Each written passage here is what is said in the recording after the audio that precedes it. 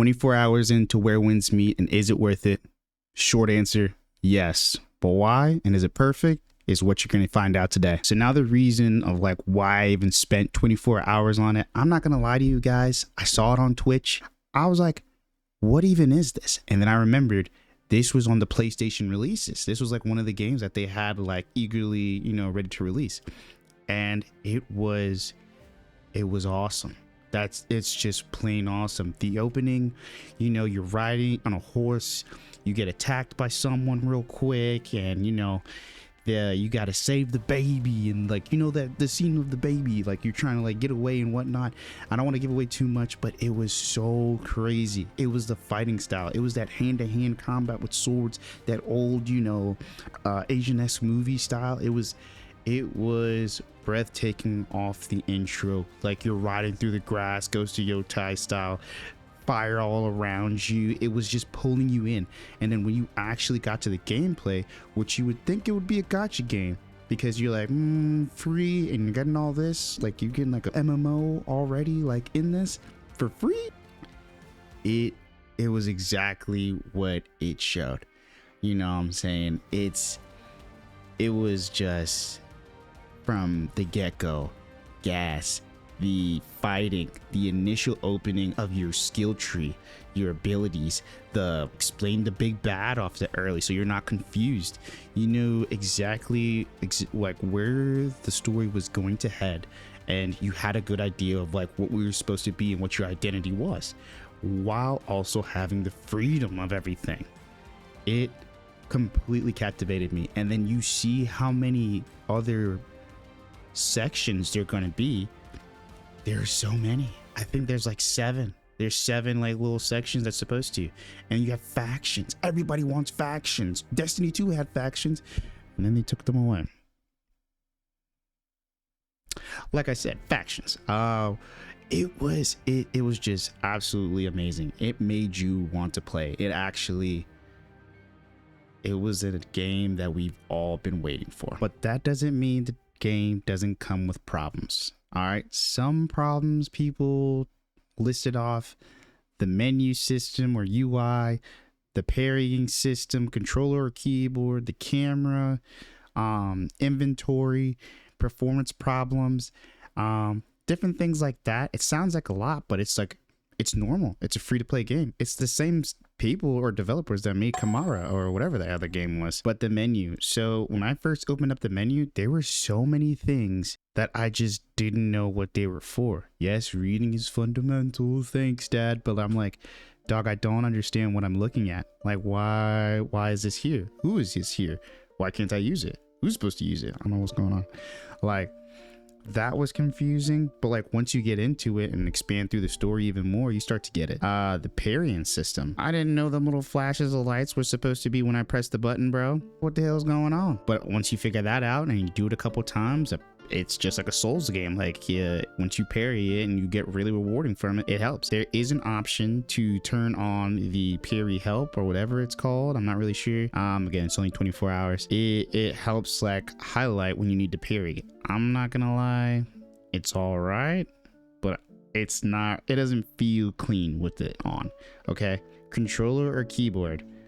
Brother, I was struggling so much with the controller, with the camera, and I guess that's kind of like one in itself, the same kind of problem. Because like trying to turn to the boss and like actually face him or like, dodge when you need to or parry when you need to, you're low-key like staring like somewhere else, but the camera's forcing you to like be in a certain way, so then you kind of like miss your chance to do something or dodge or parry or jump, whatever it is. So that was a pretty annoying thing. What's the best way to get around? So initially it doesn't tell you that like, oh, when you're supposed to get your horse or how you're supposed to get your horse early on. Basically I ended up just stealing that motherfucker. I knocked somebody off their horse and stole it, and that was it. And then you opened up your mounts, which you do get a lot of mounts, which are pretty funny. Now, performance problems. I haven't run into anything. Just for like a short synopsis, like my rig is a 14900K with a 4070 Ti Super. So I haven't had any problems except for that one crash, which was like really out of pocket. And I was streaming, so it could have been that. Like you know, heavy duty on it on my system, but I haven't really run into anything. I guess other folks are running into problems. Maybe PS5 is running into problems. You probably should move to PC if you can. You know what I'm saying? I'm not a hater. You know, PC Master Race. And inventory, you get hella stuff. They say to pick up everything, but I'm not really sure what we do with all of it or what we're supposed to do with it. Like, everybody was obsessed with dyes, I heard, and they like wanted to change their hair color and change it to green, pink, and red and shit like that. Like, I didn't know what it was for or even how to do it. But it doesn't really tell you how to manage your inventory or like what you should sell or what you can't sell, which is where, you know, the wiki comes in. So if you guys don't know, there's a wiki for the game, Where Winds Meet Wiki, and you can use that to get around and figure out what you need to do, which ultimately helped me with going through the sects, which are the factions. We talked about the problems, so let's talk about the challenges. Honestly, the challenges are normal challenges. Like, it's normal boohoo challenges, like getting the jumping right, getting the mechanics right. Bosses, when they say that boss is level 37, they mean it. Like, you could challenge them if you want to. I know you guys who really like Souls games, like, you're really good at parrying and getting up out the way.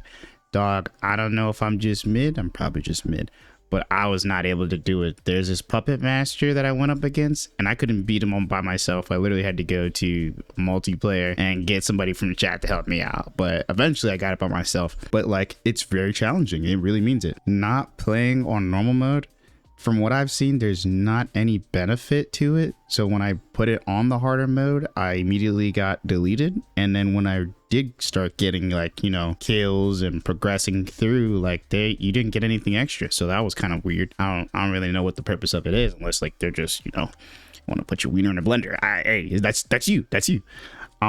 Going around and exploring, like, trying to keep your head on straight with the story, which seems, it's a good problem to have, and I like it, but like, really, you really gotta like pay attention to where you're going and like what you're trying to do, because you'll spend 3 hours easily on side quests, which is the most fun ever, and which is like what you're trying to do. But like, if you really wanted to like speed run it, like, you're gonna have yourself a little time getting around and figuring out stuff. Like, everything has its steps, which is really nice, but it's a good challenge to have. All the challenges feel normal. It's not really shitty. Like, sometimes in Destiny, where like you straight up cannot defeat this thing by yourself, you need friends. Like, you have an option to either power up and come back, or level up and come back, or, you know what I'm saying, find a different way to do it, or find even better weapons. Like, it's really nice. Next, we have the exploration, all right, and the wildlife and just the open area. Guys, this is probably some of the most beautiful settings I've seen in a game. Like, right there up with Ghost of Tsushima, up there with God of War. It is beautiful. Like, it's truly a sight to see, and something you want to like pay attention to. You take a second to look at. Like, sometimes there'll be flower petals falling from the top of the buildings. There'll be trees flowing, the autumn breeze. Like, you could really see it. The wildlife. They have literally deer everywhere. You know what I'm saying? Your boy might have made a mistake and I ran over a deer and it felt like I hit it with a car. I didn't know I could do that, and it just kind of happened, dude. Moving on. The bears you fight are out there. You run up on a bear in the first missions, you throw them like freaking Yogi Bear, like literally Tai Chi, and freaking like just yeet them all the way back there. That was one of the first missions we ran into. Pretty cool. You learned from the bear. Literally, you learned like some moves from it, because it was like attacking a tree for some bees. You'll know what I'm talking about when you guys get there. Then there's the geese. Don't mess with the geese. The goose, loose off the goose. Don't mess with the geese, bro. You're gonna get jumped. That's probably that is probably your biggest hater. That mofo does not like you. But there is one that does, and he becomes your mount, which would be cool. Stumbling into hideouts around the areas is so fun. Like, but you gotta be strategic about it. You can't just run up in there, because one of the early on missions you start to learn, like, the archers are your worst enemy as well. Like, you gotta handle it strategically, go around, maybe like figure out the best way. But there's other way to get around it too. Like, there's little bins to explode and like, you know, other things to help you out there. It's really fun. The ghostly areas. I know that in the first area you're in, you can go past it towards the back, and there's actually a freaking like foggy area. It looks like a cemetery. It was crazy. I was getting attacked in the water trying to swim. Speaking of water, gents, you cannot just swim freely in that water. You you have to get in and get it out pretty quickly, unless you unlock the skill to not make you die quickly, which I haven't figured that out yet, obviously. I think the most beautiful development I've seen in the story was one, getting down to the cave and the young wanderer's cave to find all his spoils, which was really cool. Like the details they put into the water, the caves, it was so nice. Revelry Hall, check out my other video or my last video of Revelry Hall if you want to see cinema. It was great. It was probably some of the best animations I've seen. A lot of people said it was motion capture, which if that was the case, they need to do that a lot more often. It was really cool. Just check it out. It was so good. Like, I don't want to ruin anything, spoil anything for you guys. It was just awesome. A couple things I forgot to add with exploration. The best way I think to travel, but everybody thinks it's pointless, is your wind skill. Your wind skill is something you learn from a fisherman. I'll let you figure it out. And you basically jump up into the air and just straight start bouncing off of like mid-air into the air with your like probably like free falling height. You have an option to do it with a spear, a sword, a fan. It's super cool. You're just soaring through the air. That's one way to do it.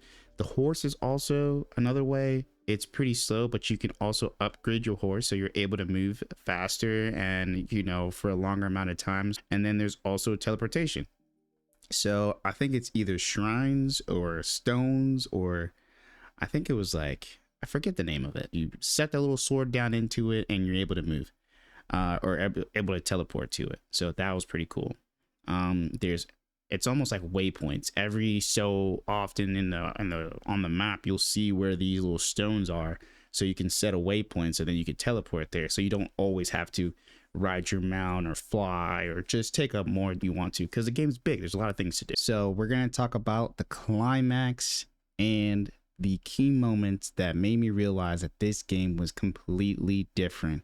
Number one, meeting Deathblade. Might be spoilers, but this guy was awesome. His skills were off the charts. It's sad to say what happens to him, but you guys are going to see for yourselves. I don't want to ruin it, but he is cool. The cinematics when you first meet him, how things develop between you two, it is just a sight to see, and it was just so well done. Next, we have our first boss fight with the witch. I'm just going to call it that. When you enter that other world, and just seeing the cinematics of what happened and how much you have to do to defeat her, and just watching you almost get beat to death was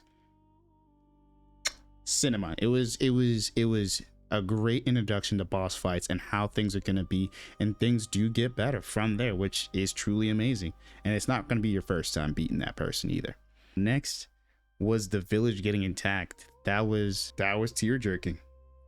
That was super sad. That was so dramatic, so well put together, and understanding of like how the game is trying to progress you onto the next portion of the map. It was great. The voice acting so good. The string of events, it just all meshed together perfectly. It was just so good. It was great. Like, I want you guys to experience it for yourself. Last thing again, and I hope I'm driving the point, getting into Revelry Hall and getting to Kai Fang is probably should be your goal. It was so cool seeing like the good, the bad, the ugly, the amazing. Like, Kai Fang is truly a sight to see, and whatever, you know, follows Kai Fang after we're done with that area is gotta be something good. It's gotta be great, because that is a tough act to follow, boys. Those 4 moments were like by far what is keeping me playing and keeps me coming back. It was too good. So all in all, my experience with the highs and the low, from the introduction mission being absolute gas, the first big bad, the witch that we ran into, that was super cool and just showed us some peak cinematics, to the lows of getting lost and not really know where to go, and the UI being a little bit confusing, but we overcame that. And then struggling with bosses that we figured out that you need to level up. You have to be a higher level to come back. Those things were all shaping my experience to be an overall, to me, in my opinion, 10 out of 10. This game is worth it. If you think that you want a giant MMO with tons of options to play with friends, tons of options to get lost, tons of side quests, just something to pour your time into, and something that you're not going to regret playing for long gaming sessions, this is the game for you.